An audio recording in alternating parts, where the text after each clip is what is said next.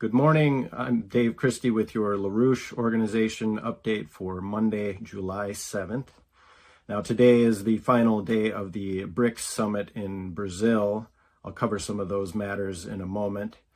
It's the beginning of the week where at the end of the week we will have the Schiller Institute conference in Berlin, where Helga Zepp-LaRouche will convene with diplomats and fellow thinkers from around the world on the question of how to move forward on a new paradigm. Certainly some of those aspects were taken up in the BRICS summit itself. Now, just in terms of, we are reflecting over what occurred over the weekend with the celebration of our Independence Day. Certainly the next year will be crucial to answer that question that Benjamin Franklin posed to us of having a republic, if we can keep it. Now, just to be clear on this, in light of what Elon Musk proposed with the new party, we will not keep a republic with a partisan system. And I would just like to remind people of what George Washington said on these matters in his farewell address. That the parties themselves become potent engines by which cunning, ambitious, and unprincipled men will be enabled to subvert the power of the people and to usurp for themselves the reins of government, destroying afterwards the very engines which have lifted them to unjust dominion. And he goes on to discuss the various components that factions over another, sharpened by the spirit of revenge, natural to party dissension, which is different in ages and countries, has perpetuated the most horrid enmities, is itself a frightful despotism. And he, I think importantly, goes on tonight to note that parties actually open the door to foreign influence and corruption, which finds a facilitated access to the government itself through the channels of party passions. Thus, the policy and the will of one country are subjected to the policy and will of another.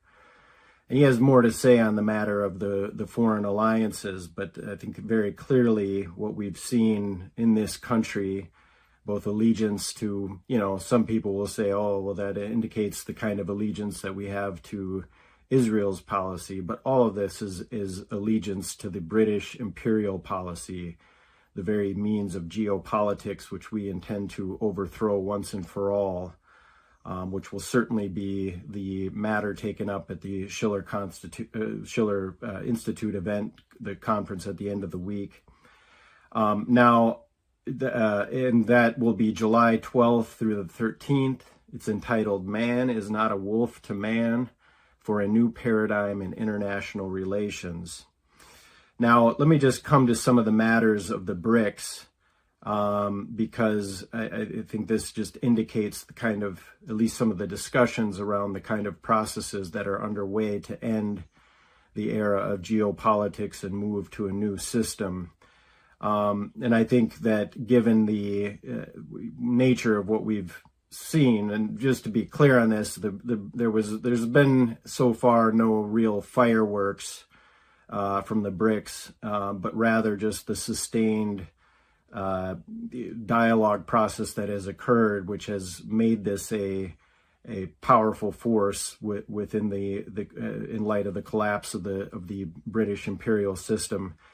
But and of course resulting in the present war drive that we see now, indicative of this and the collapse of the transatlantic financial system. Putin had noted at the BRICS summit that if you take GDP measured by purchasing power parity, he noted that the BRICS nations, it already stands at 77 trillion. And on this metric, Putin went on to say that BRICS considerably outstrips some of the other groups, including the Group of Seven. So I think that just at least, now, GDP is a flawed means to measure economic activity. I think if you actually take the physical economic values, if you took what the BRICS nations are doing in terms of infrastructure, steel production, machine tools, and compared that to the financial valuation that we see within the transatlantic system of financial servicing and the surveillance state of Silicon Valley.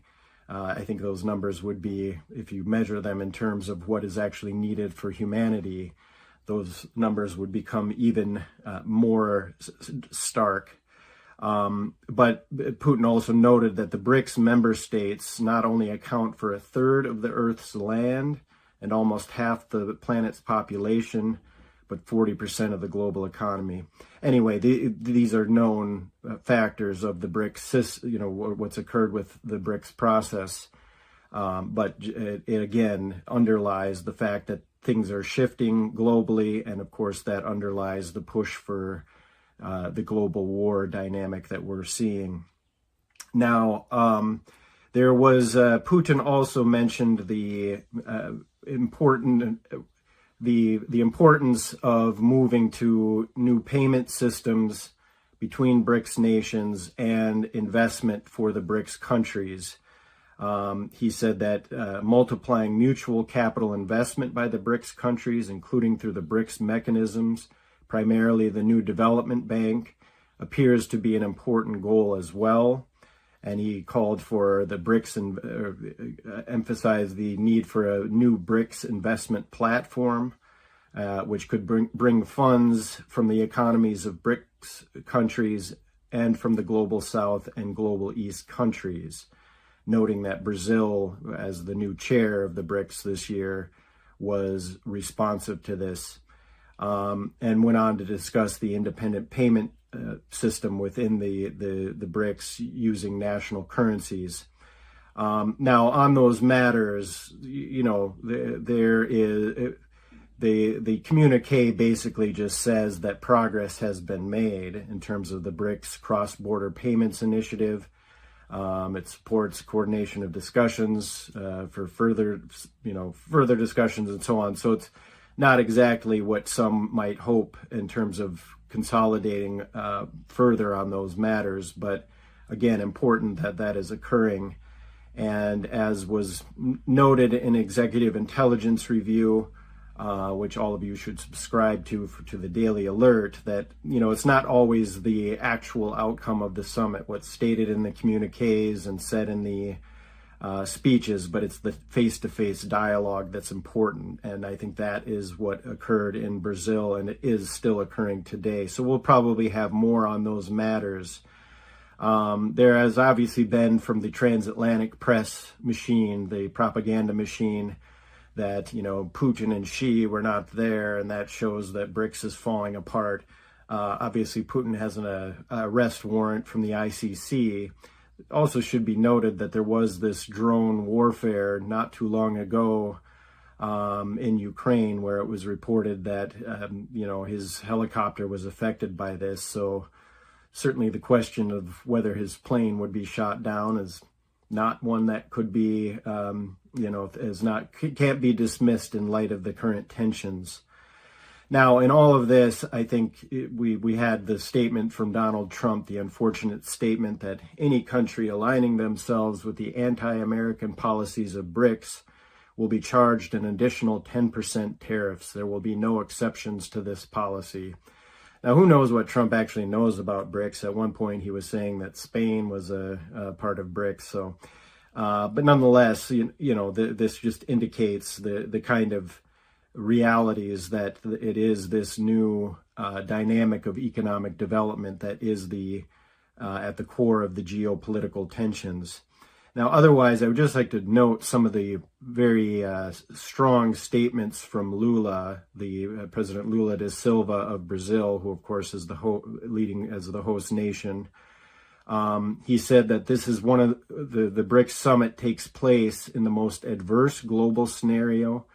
He said the UN celebrated its 80th anniversary on June 26th, and we are witnessing an unprecedented collapse of multilateralism. He went on to say that international law has become a dead letter, along with a peaceful settlement of controversies, and noted that we face an unprecedented number of conflicts since World War II. On the militarization, the NATO 5% matter. He says it's always easier to invest in war than in peace. However, Lula went on to say that as a result of this militarism, the fear of a nuclear catastrophe has returned to everyday life, and noted that the conflicts, Iraq, Libya, Syria, Afghanistan, etc., are creating fertile ground for terrorism, and slammed the genocide by Israel in Gaza. So I think that just gives an indication of where we are at in this dangerous moment of the dangers of nuclear warfare. And he also cited the importance of the Bandung Conference, where the non-aligned movement, where they had in 1955 had the conference rejecting the kind of geopolitical, Cold War dynamic at that point, and said that it was up to the BRICS nations to secure the new multipolar system. So now I think, so this gives a context for the present crisis, a lot of which is in flux right now. There's all kinds of questions whether negotiations with Iran will actually happen.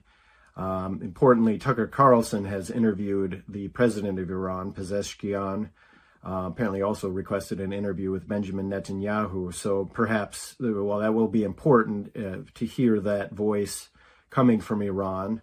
On Gaza, we have the negotiations around the ceasefire in Gaza. Hamas has called for changes to the original ceasefire proposal, basically saying we don't want just a 60-day ceasefire. We want a permanent end. Certainly a ceasefire could be used by Israel to rearm and start the battle up again. Benjamin Netanyahu is in Washington, D.C. right now, so we'll see what happens on some of those discussions. Now, and then, of course, on Ukraine, we have a whole question of whether the pipeline, the weapons pipeline, will be discontinued, the back and forth on that. Either way, all of these global war domains indicates our inability to confront them all at once. That, of course, Rutte has made comments, the head of NATO, basically saying that Russia intends to attack NATO so that its partner in the axis of evil, these are my words, but basically then China could take care of Iran. Therefore, we have to rearm, and if we don't, we should all start learning Russian. That prompted Medvedev in Russia to basically said that he's been eating he's gorged on too many of the magic mushrooms beloved by the Dutch. So this is all part of the keeping up of the war dynamic. I think just to make one quick point on this, there's an article in The Economist which says that the war in Ukraine shows the West can rearm without reindustrializing. Industrial capacity in peacetime is no longer necessary for success during war. Now, this is, of course, insane because the whole issue is we can't keep up all these war fronts. We can't rearm all the different nations. And that, unfortunately, is leading to the danger that the only options that may be left if we want to maintain hegemony is the nuclear option. So I think everybody should be tuning into the LaRouche organization this week. Go to Berlin for the conference if you can make it. Otherwise, tune in online. And Jason Ross will be leading on the LaRouche organization webpage. You can find the links there from July 20th to August 27th, a series of class discussions on LaRouche's economics. That is the means by which we will be able to deal with the collapse in the United States and the West in general, and align ourselves with the new paradigm of economic development we're seeing illustrated by the BRICS process. So stay tuned and join us for further